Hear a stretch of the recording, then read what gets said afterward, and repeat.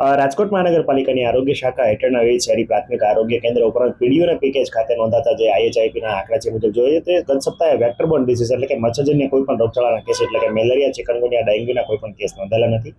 આ ઉપરાંત જોવા જઈએ તો પાણીજન્ય રોગચાળામાં ખાસ કરીને પાણીજન્ય અથવા અન્ય રોગચાળામાં જોવા જઈએ તો શરદી ઉધરસના 1083 કેસ છે, સામાન્ય તાવના 725, ઝાડા ઉલટીના 242 કેસ અને સાથે સાથે કમળાના 2 કેસ અલગ વિસ્તારોમાં નોંધાયેલા છે. જ્યારે ટાઇફોઇડનો કોઈ પણ કેસ કે મરડા કે કોલેરાના કોઈ પણ કેસ છે ગત સપ્તાહે રજીસ્ટર થયેલ નથી. આ ઉપરાંત ખાસ કરીને જોવા જઈએ તો હાલ જે છે વોટરબોર્ન ડિઝીઝ ખાસ કરીને પાણીજન્ય રોગચાળો અટકાવવા માટે રાજકોટ મહાનગરપાલિકાની આરોગ્ય શાખા દ્વારા સઘન ડ્રાઈવ જે છે કરવામાં આવી છે. એમાં ખાસ કરીને રેસિડ્યુઅલ ક્લોરિન ટેસ્ટ એટલે કે છેવાડાના ઘરમાં પાણીની અંદર ક્લોરિનની માત્રા સુનિશ્ચિત થાય એ માટે પગલાં લેવામાં આવી રહ્યા છે. સાથે સાથે વોટર વર્ક્સ ડિપાર્ટમેન્ટ સાથે અને જે તે એન્જિનિયરિંગ ડિપાર્ટમેન્ટ સાથે કમ્બાઇનમાં દર મહિનાની 6મી તારીખે જે છે હાલ જે છે એ ક્લોરિનેશન ડ્રાઈવ જે છે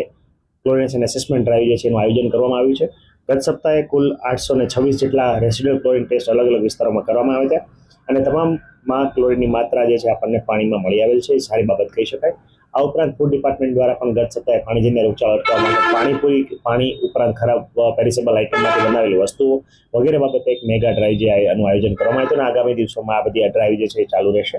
આ ઉપરાંત ખાસ કરીને જોવા જઈએ તો જે છૂટાછવાયા વિસ્તારોમાં જ્યાં અમારે ત્યાં કેસ આવતો હોય ત્યાં કેસનું એકનું ઇન્ડિવિજ્યુઅલ ટ્રેકિંગ અને મેપિંગ કરીને આ તમામ વિગતો જે છે હવે સંકલન સ્વરૂપે ભેગી કરીને પ્રાઇવેટ હોસ્પિટલો પાસેથી પણ ખાસ કરીને કેસ બેસ તમામ ડિટેલો ભેગી કરીને આપણે આનો એક જીઓ ટેગિંગ કરીને આનો એક આપણે ડેટા તૈયાર કરવાના છે અને જેનું એક